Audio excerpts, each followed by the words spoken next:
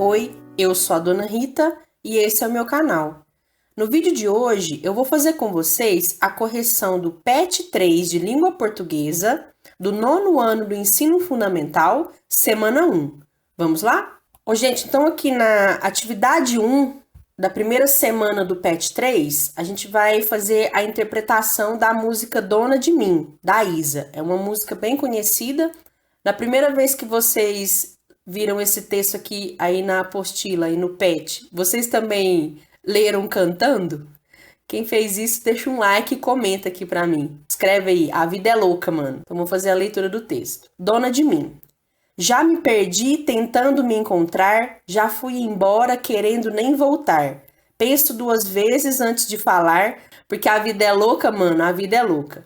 Sempre fiquei quieta, agora vou falar. Se você tem boca, aprende a usar. Sei do meu valor e a cotação é dólar, porque a vida é louca, mano, a vida é louca.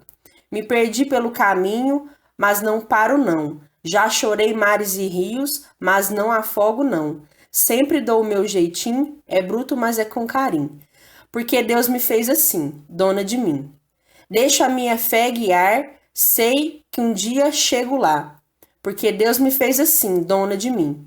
Já não me importa a sua opinião, o seu conceito não altera a minha visão. Foi tanto assim que agora, foi tanto sim que agora eu digo não, porque a vida é louca, mano, a vida é louca. Quero saber só do que me faz bem. Papo furado não me entretém. Não me limite que eu quero ir além, porque a vida é louca, mano, a vida é louca. Primeira pergunta: qual é o assunto tratado na canção? O assunto do texto é o jeito de ser do eu lírico, ou seja, a maneira com que o eu lírico vive a vida. O que essa pessoa pensa, quais são seus valores, como ela age, por que ela é dessa maneira, como foi que ela se transformou na pessoa que ela é hoje, considerando a trajetória da vida dela. Resumidamente, então, a música trata do jeito de ser do eu lírico. Eu lírico, gente, é o personagem que fala dentro do poema. Não necessariamente a produção textual com linguagem poética representa a realidade de quem está escrevendo. A pessoa que está escrevendo, ela pode ou não ter vivenciado aquilo, pode ou não estar sentindo ou ter sentido aqueles sentimentos que ela está expressando na criação poética, lá naquele texto. Questão 2. Por que o eu lírico resolve mudar de postura em relação às pessoas?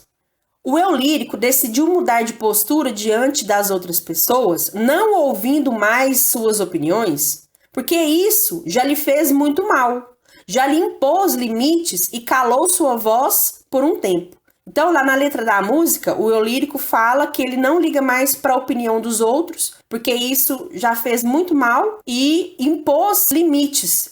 Aí ele resolveu falar um não, um basta, chega disso, e ninguém mais vai calar a minha voz. E não vou mais permitir que o julgamento das pessoas me imponha limites e me impeça de ir além. Então, você pode resumir isso aí com as suas palavras. Atividade 3. Em quais versos houve o uso da linguagem informal? Transcreva-os abaixo. Então, é para você copiar lá do texto alguns versos onde foi utilizada uma linguagem que é diferente da norma padrão. São desvios das regras da língua portuguesa padrão.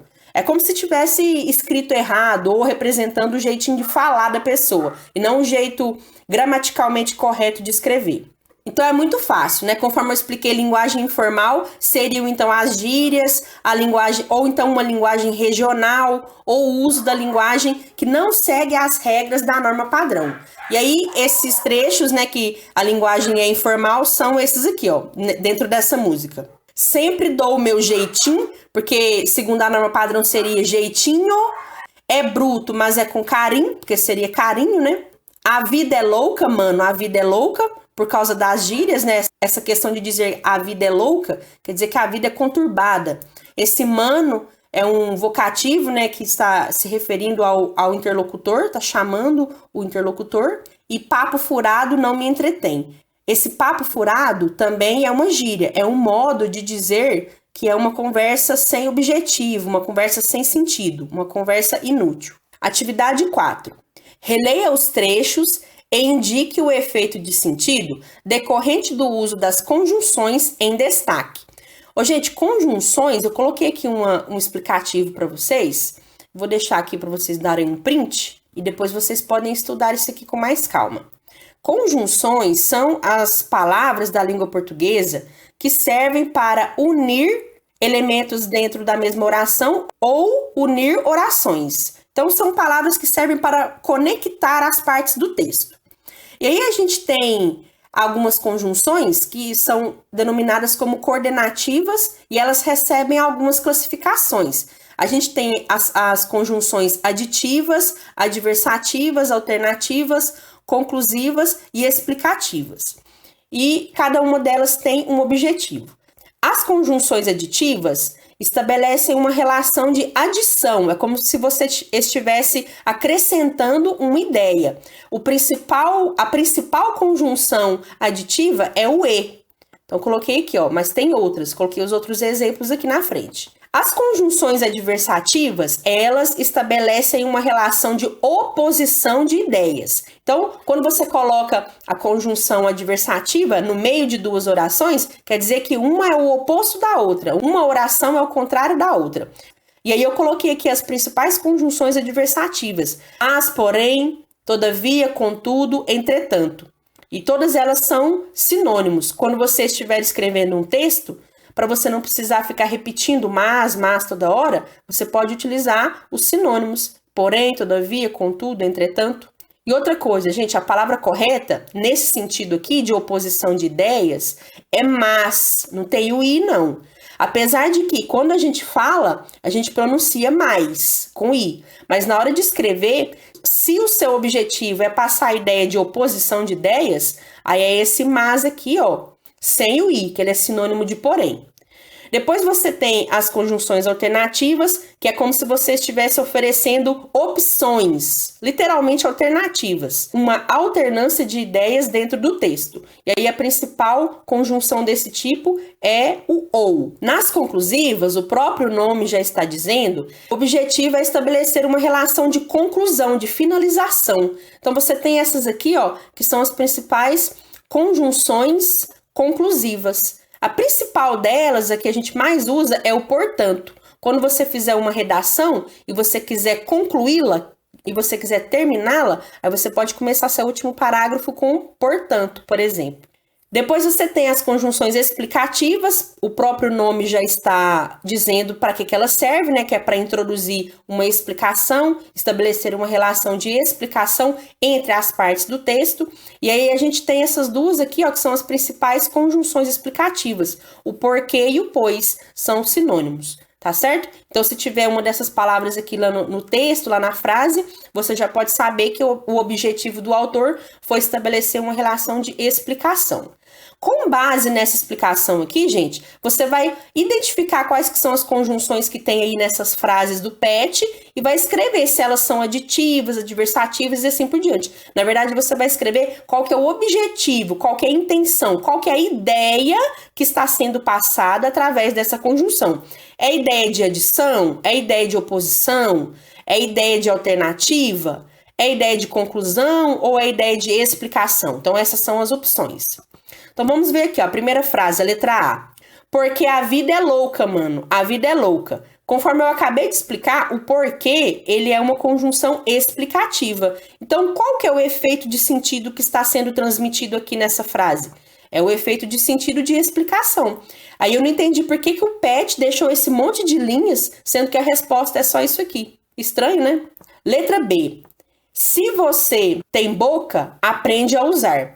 Além dessas conjunções que eu coloquei aqui para vocês, que são as conjunções coordenativas, existem as conjunções subordinativas. Uma delas é esse se aqui, ó, que passa a ideia de condição. Então, o sentido que essa frase aqui apresenta é o sentido de condição. Então, é como se eu estivesse dizendo assim, ó, eu só vou aprender a usar a minha boca se eu tiver uma boca, tá certo? Então, esse se aqui, ele apresenta o sentido de condição. Por exemplo, né, vamos fazer uma frase com esse se. Se o aluno assistir aos vídeos do canal da Dona Rita, com certeza ele vai conseguir responder corretamente o PET de língua portuguesa. Então, eu estabeleci um sentido de condição. Você vai conseguir responder esse PET aí corretamente, mas tem uma condição. É a condição de que você assista os vídeos do canal da Dona Rita, entendeu? Então, esse se aqui, ele estabelece o sentido de condição. É uma conjunção subordinativa. Depois você tem aqui essa terceira frase aqui, ó. É bruto, mas é com carinho. E essa conjunção aqui foi apresentada nessa lista aí que eu mostrei para você, porque é uma conjunção coordenativa. Conforme está lá, escrito lá naquela explicação, naquele textinho informativo, o mas é uma conjunção adversativa. Então, esse mas foi colocado nessa frase para passar a ideia de quê? Para passar a ideia de oposição de ideias. Então, você pode observar que esse mas está ligando, está fazendo a ligação entre duas ideias que são contrárias, que são opostas uma à outra. É a ideia de bruto e a ideia de carinho, que são coisas opostas. E essas ideias estão interligadas através da conjunção mas, que está estabelecendo o sentido de oposição de ideias, tá certo? Muito bem. Mais uma vez foi colocado aqui esse monte de linha para uma resposta que é só isso aqui, ó, sentido de oposição. Na letra D você tem a seguinte frase: sei do meu valor e a cotação é dólar. Esse E aqui está servindo para acrescentar uma ideia. Eu estou querendo te apresentar uma argumentação, estou querendo te apresentar algumas ideias sobre o que eu penso sobre mim mesma. Primeira coisa que eu quero te falar é que eu sei do meu valor. Agora eu quero falar para você mais uma coisa sobre mim. Eu me reconheço como uma pessoa que tem um grande valor. Um valor cuja cotação é em dólar. Então, esse E aqui serviu para adicionar mais uma ideia, para acrescentar uma ideia. Conforme eu passei para vocês nesse textinho explicativo, o E é uma conjunção aditiva. Portanto, o sentido dela é de adição de ideias. É só você colocar isso, ó, que o E apresenta o sentido de adição de ideias. Atividade 2. Leia o texto a seguir e responda.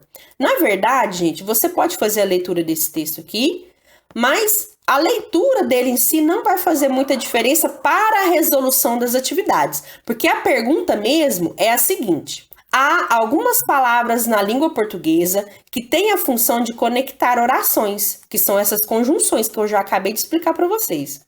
Essas palavras estabelecem uma relação de sentido, seja comparar, finalizar, alternar, concluir, adicionar, explicar, entre outros. A partir disso, leia os trechos abaixo, que foram retirados desse texto aqui, e indique qual a relação estabelecida pelos termos em destaque nos trechos. Então, é quase a mesma coisa da atividade anterior. É só você escrever qual que é o efeito de sentido, a relação de sentido que foi estabelecida através dessa conjunção que está demarcada, que está destacada aqui para vocês.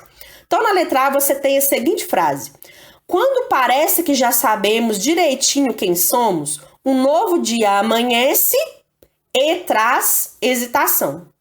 Então, conforme você fez a atividade anterior e conforme você leu o textinho explicativo que eu coloquei para vocês, você já sabe que o E é uma conjunção aditiva. Portanto, a relação de sentido que ela estabelece é de adição de ideias. Letra B. Queria tanto saber quem sou, mas como arriscar uma definição se ainda me restam 3 ou 4 parágrafos? Aqui você tem a presença da conjunção mas, que conforme o textinho explicativo que eu coloquei aí para vocês, vocês já sabem que essa é uma conjunção adversativa. Olha lá novamente qual que é o tipo de ideia expresso pelas conjunções adversativas. É a ideia, a relação de oposição entre duas ideias. Então, o mas foi colocado nessa frase para estabelecer uma relação de oposição entre duas ideias. Letra C. Se procurada por alguém que vai mudar minha vida, ou golpeada por uma notícia que me amadurecerá. Então, você tem a presença da conjunção ou, que conforme o meu textinho explicativo, é uma conjunção alternativa, cujo objetivo é estabelecer o sentido de sequência de alternativas, de opções, de possibilidades. Então, aqui ela apresenta duas possibilidades, duas coisas que podem acontecer hipoteticamente com ela, que são ela ser procurada por alguém que vai mudar a vida dela, ou a segunda alternativa, a segunda opção, ela ser golpeada por uma notícia que vai fazê-la amadurecer. Então, você tem esse ou aqui para apresentar as diferentes coisas que podem acontecer com ela, diferentes hipóteses que podem acontecer na vida dela. Questão 2. Agora, indique as circunstâncias dos advérbios destacados nos trechos. Os advérbios são palavras que servem para acrescentar ideias ou circunstâncias a um verbo. Então, essas palavras podem acrescentar ideia de tempo, modo, lugar, intensidade, afirmação, negação, etc. Nessa frase aqui, por exemplo, da letra A, está dizendo assim: quando parece que já sabemos direitinho quem somos, um novo dia amanhece. Essa palavra quando, a primeira coisa que vem à sua cabeça quando você escuta a palavra quando, não é o tempo, não é o momento que alguma coisa vai acontecer? Então, essa palavra quando aqui, ela modificou o sentido da palavra parece, que é o verbo, acrescentando uma ideia de tempo. Então, quando você escuta a palavra quando, automaticamente vem à sua mente a ideia de tempo. É só você dizer aqui que quando passa a ideia de tempo, acrescenta circunstância de tempo. Letra B. E serei um pouco mais ou um pouco menos do que sempre fui. Diferente daquele mas conjunção. O mas sem o i é a conjunção, sinônimo de porém. Esse mais aqui é o contrário de menos, então ele é com i. E o objetivo dessas duas palavras aqui, ó, mais e menos, é estabelecer a ideia de que, é acrescentar a ideia de que. O mais e o menos, então, passam a ideia de intensidade. É uma intensidade maior ou é uma intensidade menor? Então, é só você colocar aqui o mais e o menos. São advérbios que passam ideia, que passam a circunstância de intensidade. Letra C. Eu vou assimilando novos elementos à minha identidade. Essa identidade que nunca se conclui. Quando que essa identidade minha vai se concluir? Nunca. Olha a palavra que eu utilizei para fazer a pergunta para vocês. Não foi a palavra quando? Lá em cima você já não colocou que quando passa ideia de tempo? Pois então, o nunca também. Quando que essa conclusão aí será feita? Quando que essa conclusão vai acontecer? Nunca. Então, esse nunca passou a ideia de tempo, um tempo que nunca vai chegar. Então, é só você colocar que o nunca é um advérbio que passa ideia de tempo, que estabelece a circunstância de tempo. Atividade 3. Leia o texto abaixo e responda. Aí na tirinha, o personagemzinho está aqui na escola, né, o menininho, e ele levou para a escola o seu bichinho de pelúcia, que é um tigre. Só que na cabeça do menino, esse tigre aqui, ele fala, ele tem vida própria, ele não é um bonequinho, ele é um ser vivente, um ser animado, né? E aí a professora dele vai e fala assim, ó: o mostre e conte acabou, Calvin. Por favor, guarde seu tigre no armário. O que isso significa? Significa que nesse dia aqui, nessa aula, era o dia dos alunos mostrarem um objeto e contarem o que ele significa, por que ele é importante. O Calvin levou o amiguinho dele, o tigrezinho dele lá, de brinquedo. Só que na cabeça dele, esse tigre não é de brinquedo. Acabou a atividade, a professora pediu para ele guardar o bonequinho dele, o bichinho dele, dentro do armário. Aí ele vai e fala assim: no armário, ele vai ficar sem ar. Porque para ele, o bichinho é de verdade, ele respira, ele tem vida própria. Ele não... Nossa, eu não vou colocar meu bichinho de estimação dentro do armário não, professora, você ficou doida? Aí a professora vai e fala: bem, pelo menos coloque ele embaixo da sua cadeira. Aí o Calvin vai e coloca ele debaixo da cadeira, quase não tá cabendo, né? Ufa, essa foi por pouco, nem me fale, porque isso aqui é dentro da imaginação dele, né? Dentro da imaginação dele, o bichinho conversa com ele, fala com ele. E aí o Calvin, que não é bobo nem nada, aproveita que o bichinho dele está debaixo da cadeira e começa a pedir umas colas. Ele vai e fala assim, ó: 7 mais 3, aí o bichinho, 73. Porque, na verdade, é ele conversando com ele mesmo, né? É tudo dentro da imaginação dele. E aí, o efeito humorístico dessa tirinha é a resposta do tigre, né? Porque dizer que 7 mais 3 é 73. Né? Aí vem a primeira pergunta. Leia os trechos abaixo, sublinhe os pronomes presentes e classifique-os. Aí, gente, eu coloquei aqui para vocês alguns explicativos sobre os pronomes. Os pronomes são as palavras que substituem o nome, que vêm no lugar do nome, que pode acompanhá-lo ou substituí-lo. Os nomes que eu falo são os substantivos. Então, eu coloquei aqui a classificação de alguns desses pronomes, que são os que a gente vai utilizar para responder essa atividade. Então, você tem aqui os pronomes pessoais. Os pronomes pessoais, eles se dividem em dois tipos. Tem os pronomes pessoais do caso reto, que são esses aqui, ó, dessa coluna do meio, e tem os pronomes pessoais do caso oblíquo, que são aqui os da última coluna. Eu quero chamar a atenção também para essa observação aqui, ó. Os pronomes oblíquos são aqueles que funcionam sintaticamente como complemento, diferente dos pronomes do caso reto, que desempenham função de sujeito da oração. Então, gente, deixa eu até destacar aqui para ficar mais fácil, vocês podem dar um print para estudar depois. Esses aqui são pronomes pessoais do caso reto e esses aqui são pronomes pessoais do caso oblíquo. Os pronomes pessoais do caso oblíquo podem assumir a função de complemento, por exemplo, complemento verbal dentro da frase. Já os pronomes do caso reto, os pronomes pessoais do caso reto, não podem assumir a função de complemento dentro da frase. A função deles é ser o sujeito da oração. Então, lembra disso, tá, gente? Então, aqui você tem essa lista de pronomes. Esses são os pessoais. Depois você tem aqui a segunda lista, que são os pronomes possessivos. Os pronomes possessivos, o nome já está dizendo, são aqueles que indicam o pertencimento de alguma coisa, de quem é aquele elemento. É meu, é teu, é seu, é nosso? Então, esses são os pronomes possessivos. E depois, gente, você tem os pronomes demonstrativos, que servem para indicar onde está o determinado elemento. Se ele está mais próximo de quem fala, se está mais próximo de quem ouve, ou se está distante dos dois interlocutores. Então, você tem esta, essa, aquela, estes, esses, aqueles e assim por diante. Então, esses aqui são os demonstrativos. Eu coloquei isso aqui, gente, porque as atividades vão pedir para vocês identificarem e classificarem os pronomes dentro das frases. Então, na letra A, tem a seguinte frase. Por favor, guarde seu tigre no armário. De quem que é o tigre? A quem pertence o tigre? O tigre é seu. Então, essa palavra aqui, ó, seu, serviu para expressar a ideia de pertencimento. De quem que é o dono do tigre? Então, na letra A, o pronome é o seu.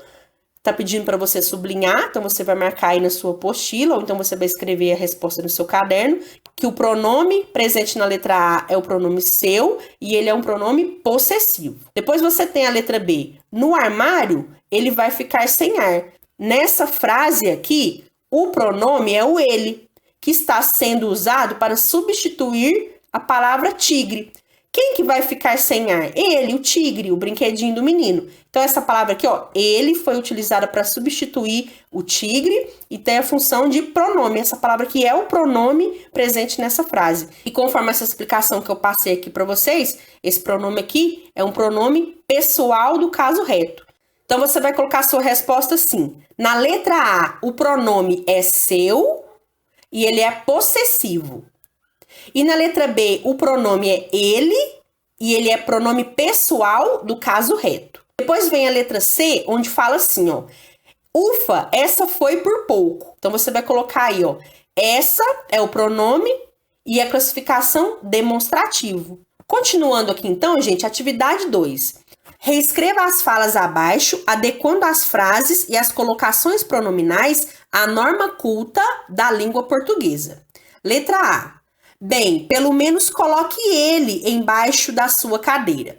Então, gente, aqui é o seguinte, na norma culta da língua portuguesa, a língua portuguesa que segue todas as regras que a gente aprende na escola, ela estabelece algumas restrições, algumas regrinhas de como que você pode utilizar os pronomes. Conforme eu expliquei aqui em cima para vocês, quando eu coloquei a classificação dos pronomes, coloquei a seguinte observação, que os pronomes oblíquos são aqueles que funcionam sintaticamente como complemento. Já os pronomes do caso reto desempenham a função de sujeito. Nessa frase aqui, foi utilizado um pronome do caso reto, que é o pronome ele. Só que nessa frase, ele está cumprindo a função de objeto direto.